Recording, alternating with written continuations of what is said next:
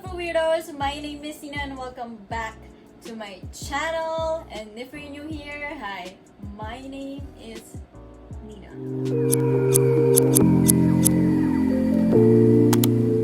So, for today's video, I will be dyeing my hair, I don't know, yung mga hindi ko pa natatry ever. Since I've tried blue, green, and pink purple, my go-to hair na feel ko bagay sa akin. 1 year anniversary na si BBC. I think nung June 21. Correct me if I'm wrong. Basta the other day, it was their anniversary. And I wanted to try new hair colors na hindi ko pa natatry ever in my life. Yeah, I did a test run already. So, ito yung itsura niya. A yarn. Yan siya. So, I have Almadine for the top. Aray ko. For the top. And then, red, the Garnet one, for yung dito. And then, yung nasa tips is the orange, Hessonite. I haven't tried Garnet and Almadine. This is gonna be my first time trying this.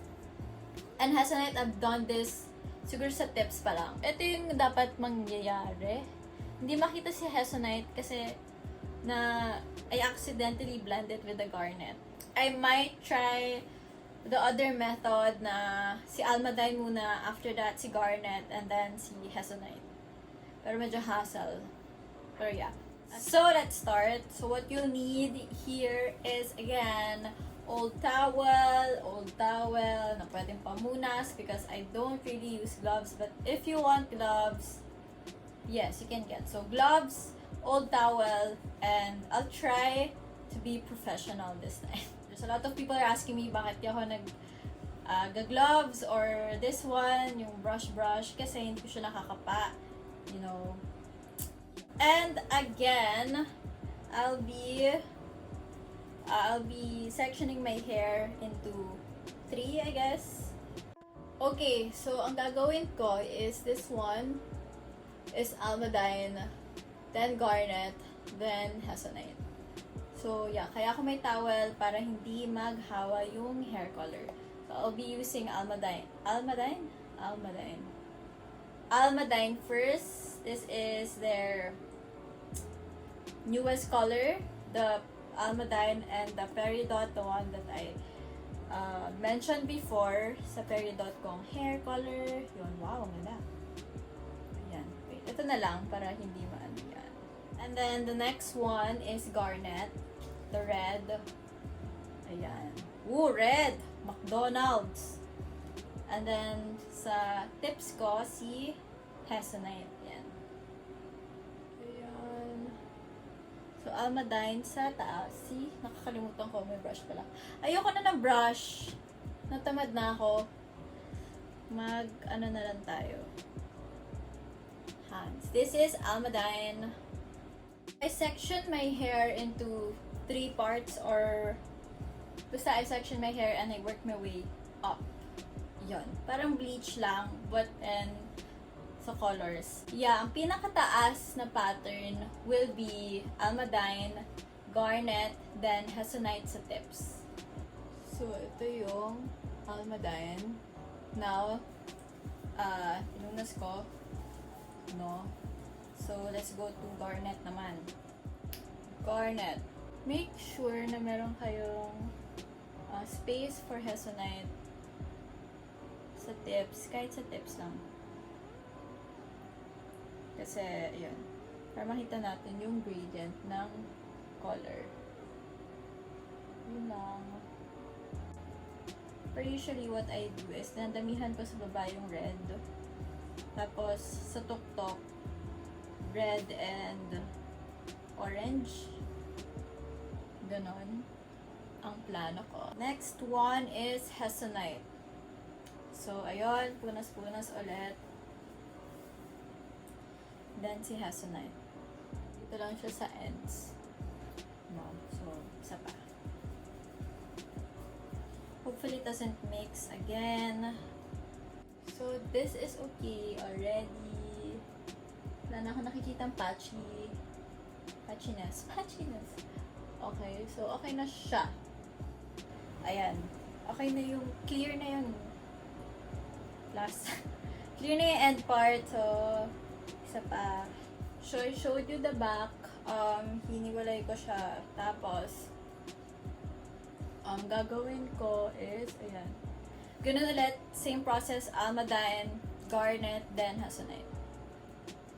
Thinner the hair is, not naman the thinner, like ganyan-ganyan. Parang, wag as in like sobrang thick yung hair mo. Kasi hindi makukuha lahat. It will be patchy. So, yun.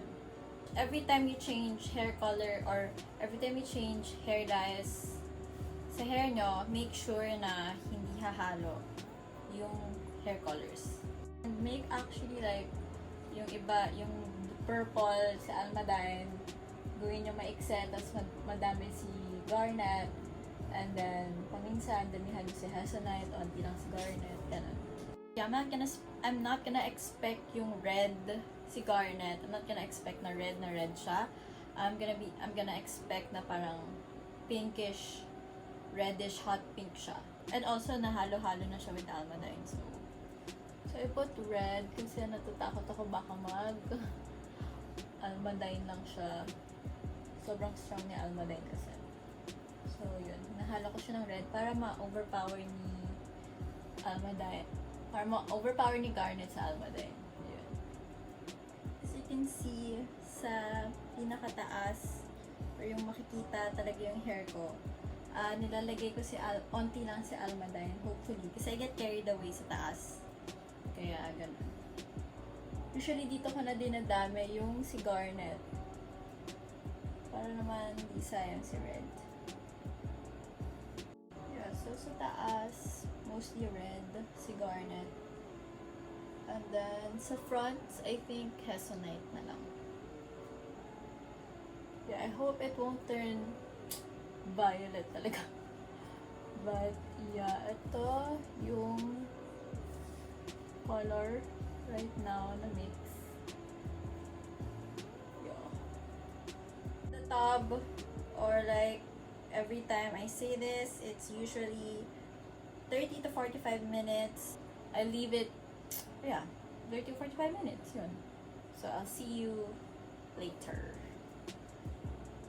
Ito siya. Okay. Hopefully, hindi siya purple lang lahat. Okay.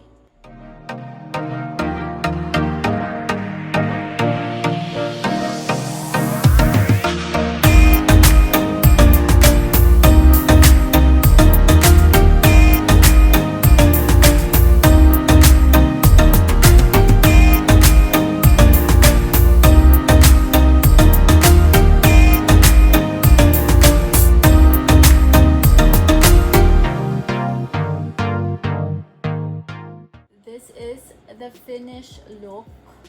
Aerial yarn. Okay. I overdid the Garnet. Kind of. And nawala si Hessonite. Kaya pala sobrang parang onti lang yung naano kay Hessonite. Kasi dito lang talaga siya. And hindi siya nag-show up. Should have known. Kasi si Garnet is very red. No? Matapang siya. And I didn't know na si Almadine, akala ko si Almadine mag-overpower kay Garnet, pero hindi pala, si Garnet pa din, no? Kaya para siyang Ariel inspired. Ariel hair inspired, ganon. But, I mean, I like the outcome. I never seen my hair color red, kaya medyo naninibago ako na parang, sino to? So, yeah. If nakikita nyo, ito yung Almadine, yung purple-ish hair, and then sa ends is the Garnet kind of hair. I hope you like and subscribe to my channel and hit that notification bell so that you'll get notified when I have a new video.